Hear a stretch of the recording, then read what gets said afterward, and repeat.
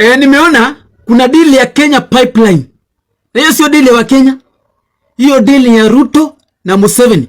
Hawa wawili wanataka kukulia hapo Kenya Pipeline. Wamepiga deal yao wawili, Ruto na Museveni. Wakenya mkeni. Siku moja mtaamka mpate Kenya iliuzwa. Mnafukuzwa mnaambiwa tokeni huku ni kwa Museveni. Sasa Ruto na Museveni unapiga deal ya Kenya Pipeline ambayo imekuwa ikisaidia Wakenya wetu. Na hiyo Wakenya hatufai kukubali hata kamwe. Mungu shuka dunia isimame. Najua kuna nyoja sikia hii. Guys, Kenya Pipeline ishaenda. Now Kenya Pipeline is jointly owned by na Kenya na Uganda. No wonder Museveni alikuwa anasema kona shares kwa Indian Ocean. Hakika Songo atatumaliza. Atatuuza tumalize jameni. Like Kenya Pipeline na Uganda inatokelezea wapi? Kenya Pipeline is a parastatal built by Kenyan taxes. How is it co-owned by watu wa Uganda? Surely Kasongo, this is not too much. The reports are showing that our president has sold part of Kenya Pipeline to Yoweri Kaguta Museveni, and he is also trying to co-own Kenya Railway with Uganda. And this comes after Museveni threatens a future war with Kenya. And Museveni clearly said that there are some facilities that he wants to use. One of them was pipeline. The other one was railway. And he threatened future war. And then, all of a sudden, William Samoei Ruto takes a plane and goes to Uganda during the launch of that steel plant by Navo, the Devki. And he went there to place Museveni with sale of Kenya Pipeline to him. Now, we don't have an issue with that. The main issue that we have with President is that he never conducted public participation, because this is our public corporation that belongs to Kenyans, is Kenyan money. And we have a right to say yes or no to whatever thing he's asking to us as Kenyans. So, we are asking, how can our president wake up one morning and tell us that Kenya property is jointly owned by a different nation? He is taking us for a fool. And this one must come to an end. The other day he wanted to sell the Jomo Kenyatta International Airport to Andani, but he was stopped by the Kenyan Genz. The other day he wanted to sell the KICC to a private company. Muliona nini? Kenyans are not happy about that. What we are saying is that as a nation we are not heading on the right direction. We are being misled. Truly, greed knows no boundaries, because last I checked, Ruto wanted to sell KICC to private investors, he wanted to sell JKA to Adani, and even wanted to construct hotels in Karura Forest and Bomas of Kenya. Now, for the most part, we were able to stop him through maandamano and nationwide injunctions from the judiciary. But guess what? Our clever president has come back with a new client. He now wants to sell part of Kenya Pipeline to Uganda. Just check out this statement from Kasongo, and I quote, "I have given guidance on the need for Uganda and Kenya, public and private, to jointly own Kenya Pipeline Company. Kenya Pipeline is not just a Kenyan company, it is a regional facility."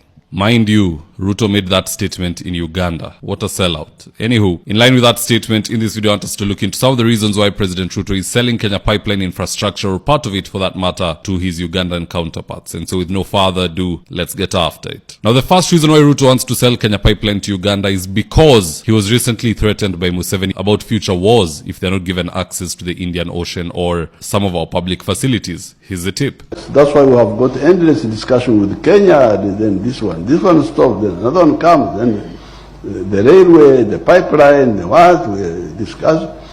But that ocean belongs to me, because where is my ocean? I am entitled to that ocean. In future we are going to have wars. So that threat of war is what got our president to quickly get on a plane and rush to Uganda to please Museveni by selling him part of Kenya Pipeline as if we won't notice. Now, it's not even that the idea is bad. We can literally loan KPC to them. They pay us some money for us to give them access to oil and other facilities. The issue here is no public participation was done. You can't just wake up in the morning and do business with a neighboring country using facilities that were built on the backbone of Kenyan taxpayer money.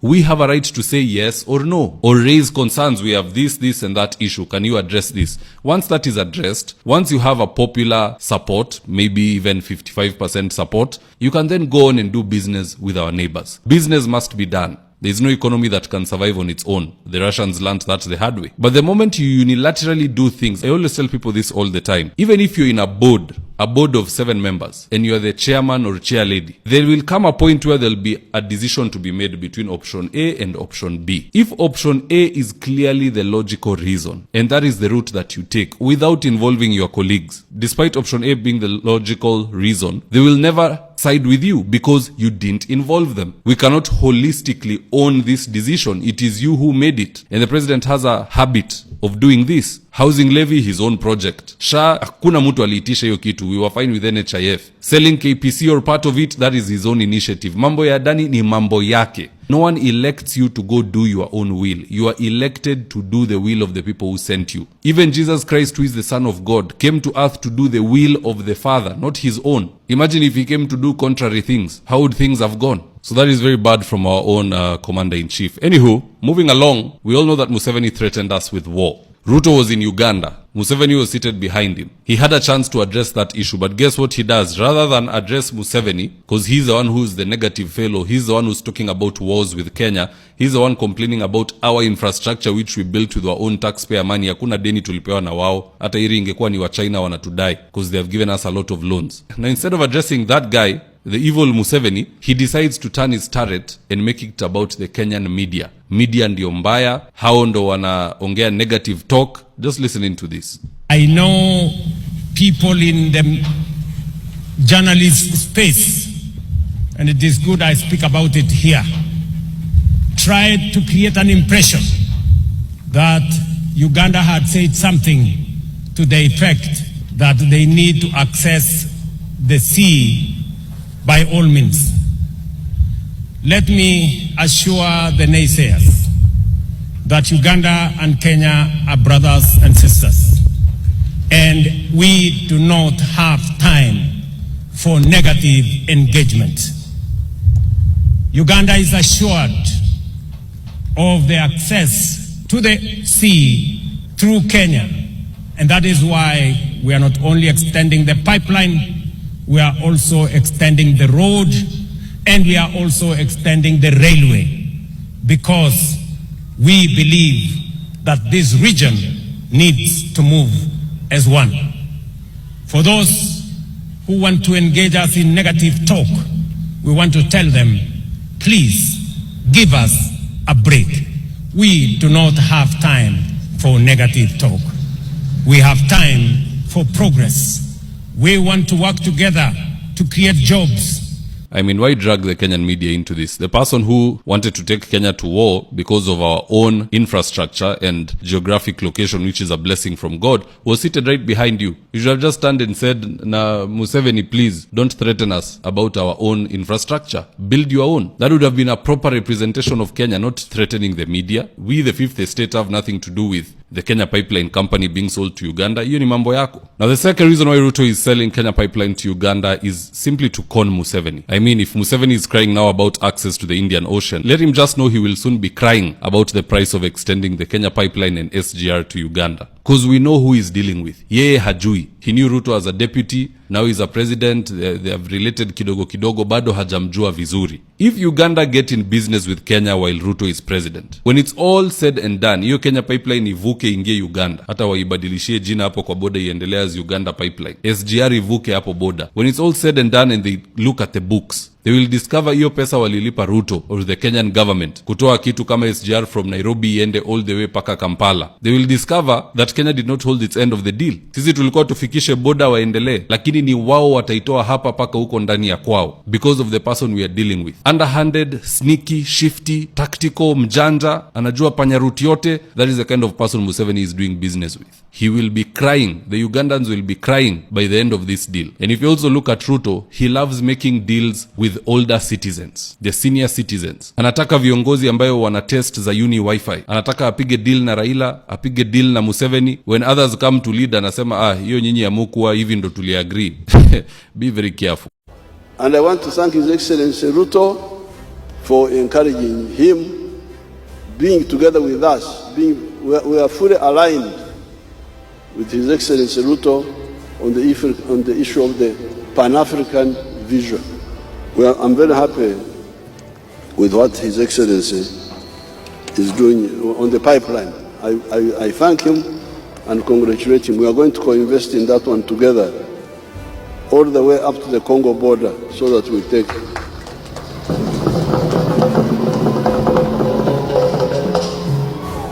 And even these people who steal fuel from vehicles, they will not have chance to steal because it is in the pipeline. On November 23rd, President Ruto made it official. Kenya will part with up to 65% of Kenya Pipeline Company, opening the gates for Uganda, private investors, and East African citizens to own a piece of the pipeline that keeps the region's fuel flowing. Let me assure you, Mr. President, that Kenya is going to work with Uganda and other regional partners for the prosperity of this region, to create a much more competitive region, to make sure that we extend the pipeline, to make sure that we co-invest in the pipeline, that we extend the railway. He called it a historic step towards shared ownership, the kind of phrase that usually precedes a fierce political storm. And I have given them appropriate guidance on the need for Uganda and Kenya, public and private, to jointly own the Kenya Pipeline Company, the company that supplies or provides the pipeline for supply of fuel into our region. The government of Kenya will be divesting up to 65%, and I am happy that Uganda is prepared to co-invest with us, because that Kenya pipeline facility is not just a Kenyan facility. It is a regional facility.